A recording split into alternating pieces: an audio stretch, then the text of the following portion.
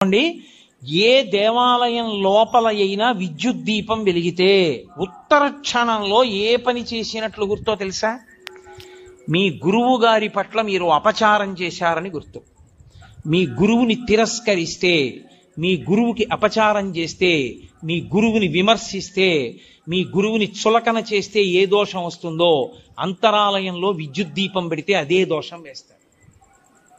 అందుకే మీరు ఇప్పటికీ చూడండి, ఏ పెద్ద పెద్ద గుళ్ళల్లోనూ ఎలక్ట్రిక్ లైట్ వేయరు. ఎందుకు వెయ్యరో తెలుసా? ఒక్కటే కారణం, అంతరాలయంలో ప్రధానమూర్తి దగ్గర వెలిగే దీపమే గురువు. గురువు ఒక్కడి అనుగ్రహంతో ఈశ్వరుడు కనపడతాడు.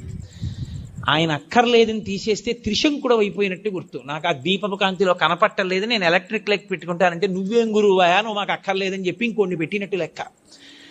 ఆ అంతరాలయమునందు వేరొక దీపము, విద్యుత్ దీపం ఉండరాదు. ఒక్క నూనె